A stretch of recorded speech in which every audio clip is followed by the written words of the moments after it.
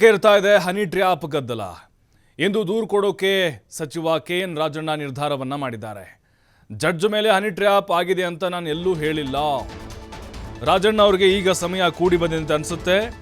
ದೂರು ಕೊಡಲಿಕ್ಕೆ ಮುಂದಾಗಿದ್ದಾರೆ. ಯಾಕಂದ್ರೆ ಒಂದು 5-6 ದಿನ ಆಯಿತು ಅವರು ಸದನದಲ್ಲಿ ಆರೋಪವನ್ನು ಮಾಡಿ ಯಾಕೆ ದೂರು ಕೊಡ್ತಾ ಇಲ್ಲ, ವಿಳಂಬವನ್ನು ಯಾಕೆ ಮಾಡ್ತಿದ್ದಾರೆ ರಾಜಣ್ಣ ಅನ್ನುವಂಥ ಅನುಮಾನಗಳಿತ್ತು. ಈಗ ನಿರ್ಧಾರವನ್ನು ಮಾಡಿದ್ದಾರೆ, ದೂರನ್ನು ಕೊಡಲಿಕ್ಕೆ ಮುಂದಾಗಿದ್ದಾರೆ. ಸುಪ್ರೀಂ ಕೋರ್ಟ್ಗೆ ಜಾರ್ಖಂಡ್ ವ್ಯಕ್ತಿ PIL ಹಾಕಿದ್ದಾರೆ. ಸಾರ್ವಜನಿಕ ಹಿತಾಸಕ್ತಿ ಅರ್ಜಿ ಸಲ್ಲಿಸಿದ್ದಾರೆ.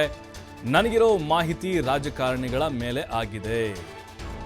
ಎಷ್ಟು ದಿನ ಬಿಜಿ ಶೆಡ್ಯೂಲ್ನಿಂದ ದೂರು ಕೊಡೋಕ್ಕಾಗಿರಲಿಲ್ಲ. ಇಂದು ಗೃಹ ಸಚಿವರು ಎಲ್ಲಿದ್ದಾರೋ ಅಲ್ಲಿಗೆ ಹೋಗಿ ಕಂಪ್ಲೇಂಟ್ ನೀಡ್ತೇನೆ. ಸದನದಲ್ಲಿ ಮಾತನಾಡಿರುವಂತಹ ವಿಡಿಯೋ ಸಹಿತ ದೂರನ್ನ ಕೊಡ್ತೇನೆ. ತುಮಕೂರಿನಲ್ಲಿ ಸಚಿವ KN ರಾಜಣ್ಣ ಈ ರೀತಿಯಾಗಿ ಪ್ರತಿಕ್ರಿಯೆಯನ್ನು ಕೊಟ್ಟಿದ್ದಾರೆ.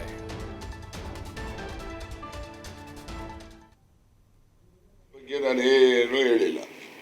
ನಾನು ರಾಜಕಾರಣಿಗಳು ಈ ಪಾರ್ಟಿಲಿರೋರು ಆ ಪಾರ್ಟಿಲಿರೋರು ಎಲ್ಲರ ಮೇಲೂ ಕೂಡ ಈ ರೀತಿ ಕಳಂಕ ತರುವಂಥ ಪ್ರಯತ್ನಗಳನ್ನು ಆಯಾ ಪಾರ್ಟಿಗಳಲ್ಲಿ ಅವರವ್ರ ವಿರೋಧಿಗಳೆಲ್ಲ ಮಾಡ್ತಿದ್ದಾರೆ ಅಂತ ಹೇಳಿದ್ದೇನೆ ಹೊರತು ಇದರಲ್ಲಿ ನ್ಯಾಯಾಧೀಶಗಳಿದ್ದಾರೆ ಇನ್ನೊಬ್ಬರಿದ್ದಾರೆ ಅಂತಕ್ಕಂಥದ್ದು ನನ್ನಿಂದ ಬಂದಿಲ್ಲ. ನಾನು ಕೋಲಾರದಲ್ಲೂ ಕೂಡ ನಾನು ಹೇಳಿಕೆ ಕೊಟ್ಟಿದ್ದೀನಿ, ಪತ್ರಿಕೆ ಪ್ರಜಾವಾಣಿ ಪೇಪರಲ್ಲೂ ಕೂಡ ಬಂದಿದೆ. ಗೊತ್ತಾಯ್ತಾ? ನನಗೆ ಇರ್ತಕ್ಕಂಥ ಮಾಹಿತಿ ರಾಜಕಾರಣಿಗಳು ಆಯಾ ಪಕ್ಷದಲ್ಲಿ ಯಾರ್ಯಾರು ಪ್ರಭಾವಿಗಳು ಸ್ವಲ್ಪ ವೋಕಲ್ಲಾಗಿ ಮಾತಾಡ್ತಾರೆ ಅಂಥವ್ರ ಮೇಲೆಲ್ಲ ಈ ಥರ ಪ್ರಯತ್ನಗಳು ರಾಜಕೀಯ ದ್ವೇಷ ತೀರಿಸ್ಕೊಳ್ಳೋಕ್ಕೆ ಮಾಡ್ತಾ ಇರ್ತಕ್ಕಂಥ ಹುನ್ನಾರಗಳು ಇದ್ದಾವೆ ಅಂತ ಹೇಳಿದ್ದೀನಿ.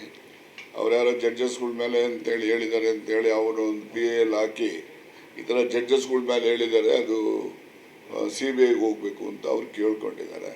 ಅದು ಎಲ್ಲ ಸುಳ್ಳು ವದಂತಿಯ ಆಧಾರದ ಮೇಲೆ ಹಾಕಿರ್ತಕ್ಕಂಥ PIL. ಅದು CBIಗೆ ಹೋಗಬೇಕು, ಇನ್ನೊಂದಕ್ಕೆ ಹೋಗಬೇಕು ಅನ್ನೋದಕ್ಕೆ ಒತ್ತಾಯಕ್ಕೆ ಯಾರು ಹೆಂಗೆ ಬೇಕಾದ್ರೂ ಮಾಡ್ಕೊಂಡ್ಲಿ, ಬಟ್ ವಿನಾಕಾರಣ ಬೇರೆಯವ್ರನ್ನ ಸೇರಿಸಬಾರ್ದು. ನಾನು ಹೇಳೋದು ಈ ಪಾರ್ಟಿ ಆ ಪಾರ್ಟಿ ಇಲ್ಲ, ಎಲ್ಲ ಪಾರ್ಟಿಲಿರೋ ರಾಜಕೀಯ ನಾಯಕರುಗಳ ಮೇಲೆ ಈ ರೀತಿಯ ತೇಜೋವಧೆ ಮಾಡ್ತಕ್ಕಂಥ ಹುನ್ನಾರಗಳು ನಡೀತಾ ಇದ್ದಾವೆ ಅಂತ ಹೇಳಿದ್ದೆ ಸೀಮಿತವಾಗಿ.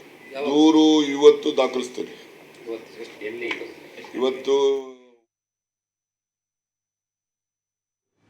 ಗೃಹ ಸಚಿವರಿಗೆ ಪತ್ರ ಕೊಡಲಿಕ್ಕೆ, ದೂರನ್ನು ಕೊಡಲಿಕ್ಕೆ ರೆಡಿ ಮಾಡಿದ್ದೀನಿ. ಬೆಳಿಗ್ಗೆಯಿಂದ ಕೂತ್ಕೊಂಡು ನಾನೇ ಬರೆದಿದ್ದೀನಿ. ಬರೆದು ಈಗ ಟೈಪ್ ಎಲ್ಲ ಮಾಡಿಸ್ತಾ ಇದ್ದೀನಿ. ಮತ್ತು ಬ್ಲೂ ಶೀಟಲ್ಲಿ ಮಾಡಪ್ಪ ಅಂತ ಹೇಳಿದ್ದೀನಿ. ಬ್ಲೂ ಶೀಟಲ್ಲಿ ಕಾಪಿ ತೆಗಿತಾನೆ. ಅಷ್ಟೊತ್ತಿಗೆ ಇನ್ನೊಂದು ಫಂಕ್ಷನ್ ಇದೆ, ಮುಗಿಸ್ಕೊಳ್ತೀನಿ. ಅವ್ರು ಎಲ್ಲಿದ್ದಾರೆ ಅಲ್ಲಿ ಹುಡ್ಕೊಂಡು ಹೋಗಿ ಇವತ್ತು ದೂರು ಕೊಡ್ತೀನಿ.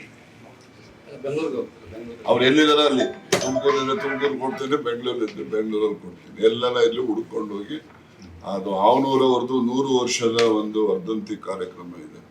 ಆ ಕಾರ್ಯಕ್ರಮವನ್ನು ಮುಗಿಸ್ಕೊಂಡು ಬಂದು ಗೃಹ ಸಚಿವರು ಎಲ್ಲಿದ್ದಾರೆ ಅಲ್ಲಿಗೆ ಹೋಗಿ ಖುದ್ದಾಗಿ ದೂರನ್ನು ಇವತ್ತು ನೀಡ್ತಿದ್ದೆ. ದೂರು ಕೊಟ್ಟ ಮೇಲೆ FIR ಆಗ್ತದೆ. FIR ನಿಮ್ಮ ಕೈಲೇ ಸಿಗ್ತದಲ್ಲಪ್ಪ.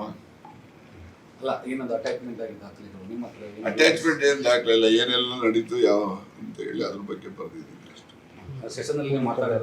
ಸೆಷನಲ್ಲಿ ಮಾತಾಡಿರೋದು, ದೂರು ಕೊಡೋದು ವಿಧಾನ ಆಗಿರ್ತಕ್ಕಂಥದ್ದು, ಮತ್ತೆ ಯಾವ ಯಾವ ಸಂಗತಿಗಳು ಏನು ನಡೆದಿದ್ದಾವೆ ಎಲ್ಲರೂ ಕೂಡ ವಿವರವಾಗಿ 3 ಪೇಜ್ ಬರೆದಿದ್ದೀನಿ. ನಾನೇ ಬೆಳಗ್ಗೆ ಕೂತ್ಕೊಂಡು ಎಲ್ಲ ಬರೆದಿದ್ದೀನಿ. ಬರೆದು ಅದನ್ನು ಕೊಡ್ತೇನೆ. ಆದರೆ ಮೆಟೀರಿಯಲ್ ಎವಿಡೆನ್ಸಸ್ಸು ಅವು ಇವು ನಾನು ಇದು ಏನೋ ಇವೆಲ್ಲ ನಡೀತಾ ಇದ್ದಾವೆ ಅಂದ್ಕೊಂಡು ಸುಮ್ಮನೆ ಉದಾಸೀನ ಮಾಡಿದ್ದೆ. ಯಾವಾಗ ವಿಧಾನಸಭೆಯಲ್ಲಿ ನನ್ನ ಹೆಸರು ಪ್ರಸ್ತಾಪ ಆದಮೇಲೆ ನಾನು ಇದ್ರ ಬಗ್ಗೆ ಹೆಚ್ಚು ಇದು ಮಾಡಿದೆ. ಮತ್ತು ನಮ್ಮಲ್ಲಿ CC ಕ್ಯಾಮ್ರಾ ಇದ್ದಾವೆ ನೋಡೋದು ಅಂತೇಳಿ ಟ್ರೈ ಮಾಡಿದೆ. ಮನೆಯಲ್ಲಿ CC ಕ್ಯಾಮ್ರಾಗಳೇ ಹಾಕಿಲ್ಲ ಬೆಂಗಳೂರಲ್ಲಿ. ಅದಿದ್ದಾದ್ರೂ ಕೂಡ ಸ್ವಲ್ಪ ಅವ್ರು ಯಾರು ಬಂದಿರೋದು ಹೋದ್ರು ಗುರ್ತು ಹೇಳ್ಬೋದಾಗಿತ್ತು.